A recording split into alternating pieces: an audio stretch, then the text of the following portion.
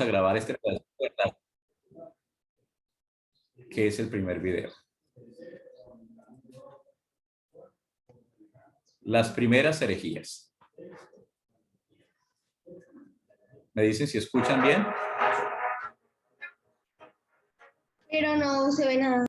¿No suena? Espérate a ver, ¿qué pasó? No se ve, pero no se ve. Ok, ¿qué pasó? Compartir pantalla. Listo, ¿ahora sí? Sí, estoy compartiendo pantalla. Listo, ahora sí vamos a ver las imágenes.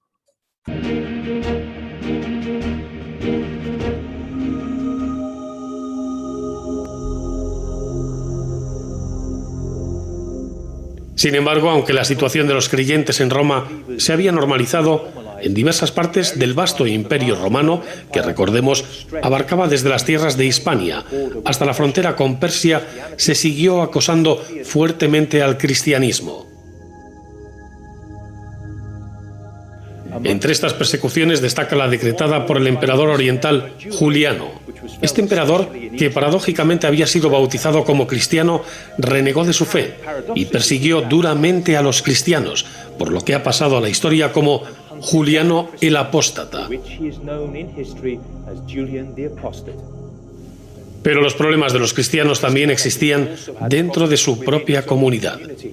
Las disputas entre los denominados cristianos ortodoxos u oficiales y las otras corrientes no ortodoxas no habían cesado. Entre los llamados herejes se encontraban los gnósticos, los judaizantes y los más peligrosos de todos, los arrianistas. La palabra herejía al principio no tenía el sentido que tiene ahora, sino era decisión. En todo caso, decisión que formara un grupo o una secta. Y como sabemos que cada uno interpretaba a Jesús como creía que el Espíritu Santo le dictaba, es bastante verdadera la tesis que afirma que al principio había tantos cristianismos cuanto grupos fuertes podían formarse en unas ciudades o otras. En una palabra, el cristianismo al principio, visto desde fuera, sería un montón de herejías o de opiniones distintas. Ahora bien, ya pasado el tiempo, a finales del siglo I o principio del segundo, se delimitó claramente una opinión común, llamémosle la Gran Iglesia, y otros que no iban con la opinión común, y poco a poco la palabra herejía fue teniendo el sentido que tiene ahora, es decir, de individuo que rompe el consenso común. Fundamentalmente, para no divagar porque eran muchas, eran dos. Aquellas que mantenían un Jesús puramente humano.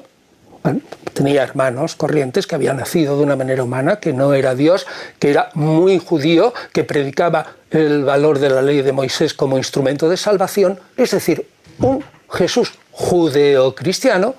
Y la otra fundamental, dividida en muchas ramas, era la herejía gnóstica, es decir, de aquellos que se creían gnosticoi, conocedores, gente excelente que habían recibido una, digamos, revelación especial para entender bien los textos sagrados cristianos. Esos se salvaban unos pocos y entendían a Dios y la relación con Él sin iglesia, sin jerarquía, muy interiormente, muy libremente, se creían consustanciales con Dios y formaban un grupo selecto.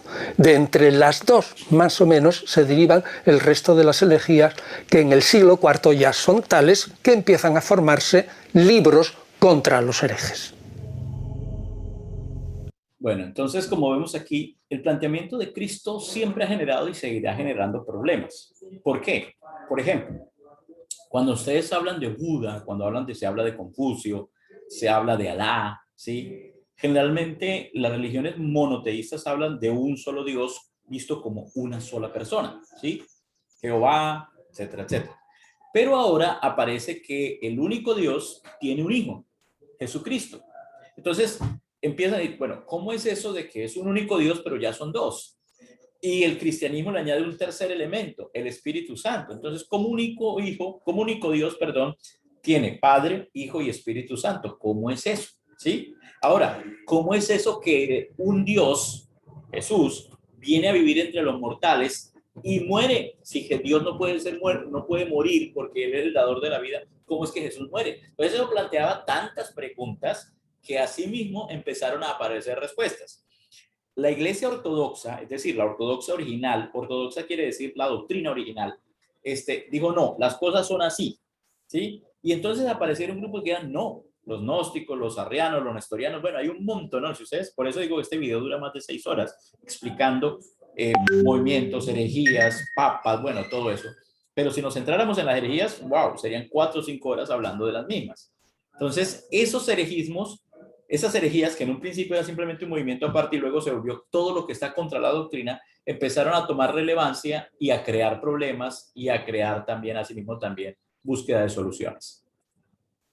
Arrio planteaba que Jesús y Dios estaban muy separados y eran entidades diferentes.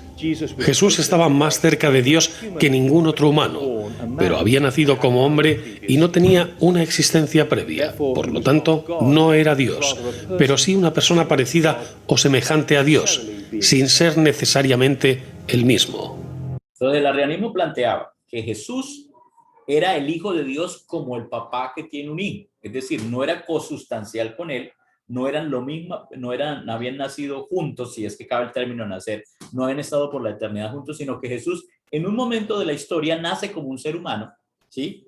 Como decir, nació un niño, y a partir de ese momento, por su vida ejemplar y por su gran enseñanza y su sabiduría, Dios Padre lo adopta como hijo. Es a partir del momento que nace del vientre de María, ¿sí? Algo que según los ortodoxos estaba en contra de la enseñanza bíblica que decía que Jesús había existido por la eternidad y que él se era encarnado en ese momento en que nace con María, ¿sí? Entonces sí empiezan a ver los problemas doctrinales que van apareciendo. Este es Arrio, por favor. Que vivió entre los séculos III y el século IV. Dígame. ¿Y acaso en cierta parte de los que dijeron que cada una de las iglesias no tenían un poquito de razón? Pues un poquito de razón, sino lo que pasa es que Jesús desde que nació sabía cuál era su propósito. Sí. Y Dios lo adopta porque lo cuida. Ajá. Pero la otra de la opinión común de la iglesia ortodoxa también dice, eso es lo que dice la iglesia ortodoxa, lo que acaba de decir. Pero también dice, entonces dicen las otras iglesias que no, que él había existido por siempre. No, la iglesia ortodoxa es la que decía que siempre existía por siempre. El arrianismo, que fue un padre que se llamaba Arrio, y de ahí viene el nombre arrianismo, dijo que no, que Jesús no había existido antes de su nacimiento de María. ¿Sí? Y por lo tanto era un simple ser humano, que por su buen comportamiento, Dios Padre le había dado el título y lo había adoptado como su hijo, pero era un humano, como tú o como yo, simplemente un humano de grandes virtudes, muy juicioso, que se portaba muy bien. No se diferenciaba en nada de ti, de Norlin, de mí, de Gaby, de ninguno. Era un simple humano. Eso es lo que decía Arrio. Y la iglesia dijo, no, señores, Jesús ha existido por siempre. Lo que pasa es que en un momento de la historia él se encarna en la vida y toma el nombre de Jesús de Nazaret, el que vivió en esa tierra, pero él ya antes existía. Pues eso era algo difícil de explicar confrontado con otras religiones que nunca hablaran de eso. Pues la verdad, profe, en cierto tipo de razón sí tenía las dos, porque él no había existido en otras vidas encarnado. Encarnado no. Él había existido, pero tampoco había existido como un ser humano, sino que... Sí, nosotros lo entendemos ahorita de mejor manera porque llevamos mucho tiempo esa explicación. Pero imagínense ustedes, váyanse a 300, 400 años después de Jesús, cuando todas las religiones hablaban de otra. Por ejemplo, ¿habían hijos en otras religiones? Claro. Osiris, ¿sí? Fue el hijo de Ra, ¿sí? Y Anubis fue hijo de Osiris. Pero los dos eran dioses y uno había existido después de otro, había nacido en algún momento de la historia. Jesús nunca nació como Dios, nace como ser humano en su momento, ¿sí? Pero entonces, en ese momento, ¿cómo se le explicaba a la gente eso? Entonces ahí empiezan a plantearse cómo le explicamos esta religión diferente a los nuevos. Entonces empiezan a aparecer diferentes explicaciones distintas a la que promulgaba la iglesia. Y por eso se viene la idea de los concilios, para unificar criterios. Y los que no estén en ese criterio, se van. Esos son el concepto de herejías. Arrio fue un presbítero de Alejandría que vivió entre el siglo III y el siglo IV y fundador y precursor de la corriente o que conocemos como arrianismo. El arrianismo defiende justamente lo opuesto a lo que defiende el catolicismo, en cuanto a que éste propugna la existencia de la santidad Trinidad, es decir, Padre, Hijo y Espíritu Santo como unidad, como un único ser. El Padre y el Hijo son la misma esencia, según se exponía en el Credo de Nicea, que fue desarrollado para explicar la Trinidad. El citado credo fue adoptado por todas las iglesias cristianas, las ortodoxas y las católicas que estuvieron presentes en este concilio que se llevó a cabo en el año 325. En el mismo se adoptó la idea de que Jesús era, por un lado, materia del Padre y, por otro lado, Él era el propio Padre, que es lo que defiende el catolicismo. Arrio, fundador del arrianismo, planteaba, sin embargo, una cosa completamente diferente. Defendía que el Padre, en este caso Dios, era una entidad y el Hijo, Jesús, era otra completamente diferente. Defendía además que fue Dios, el Padre, el que creó al Hijo. Dios, en este caso Jesucristo, no es cosustancial al Padre, no está hecho de la misma esencia de Dios Padre. Lo que es lo mismo, Jesucristo no es Dios, es alguien importantísimo, alguien extraordinario. Esta doctrina fue considerada herética después del Concilio de Nicea y fue una discusión que se mantuvo durante cierto tiempo. Mientras que el arrianismo era contrario a esta tesis. El catolicismo defendía la igualdad de ambas entidades y fue, finalmente, la posición del catolicismo la triunfadora.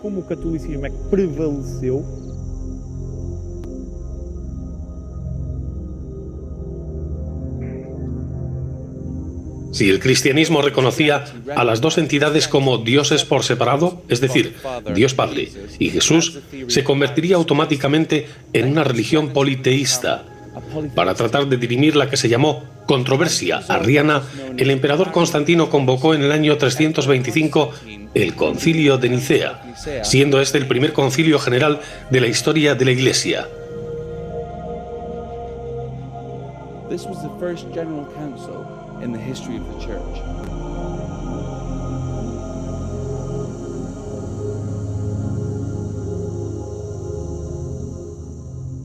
Bueno, chicos, esto no es un tema de evaluar, pero sí de pronto para debatir, para tener algunos elementos interesantes de juicio, y mañana vamos a continuar a ver algunos videitos, ¿sí? Esta confrontación da lugar al primer concilio, en el que se llama a todos los obispos que en ese momento conformaban la cristiandad, todavía no se llama Iglesia Católica, ¿sí? Para empezar a crear las doctrinas de la Iglesia. Y ahora sí empieza a tomar forma la idea de un grupo llamado Iglesia Católica, Apostólica y Romana. Todavía no existe la Iglesia Católica, Apostólica y Romana. Existen diferentes movimientos llamados cristianos. ¿Listo? Bueno, chicos y chicas, nos vemos entonces mañana. No olviden los que faltan. Chao, profe, que esté bien. Feliz día. Profe, gracias. Bueno, chao. Chao, profe. Chao. Entonces mañana nos vemos y sí, mañana. Mañana no hay evaluación, Entonces, profe. ya- No, ya la evaluación no hay. Ya No. se hizo. Fue nuestra autoevaluación. No, queda pendiente la evaluación de la Iglesia Católica para el próximo periodo. Ay, profe, sí. Bueno, profe, chao. Chao. Profe, Ah, yo no he profe, visto que el esté otro bien. documento de la Iglesia Católica Apostólica Romana. Yo le envié, Ya lo envió. ya envié todo, o sea, todo en la unidad 6 está todo. Cristianismo e Iglesia Católica. Son 5 paginitas. Mire, profe. Ajá. Uy, qué chévere. Qué chévere. Chao, profe. Chao, chicos, chicas, que estén muy bien.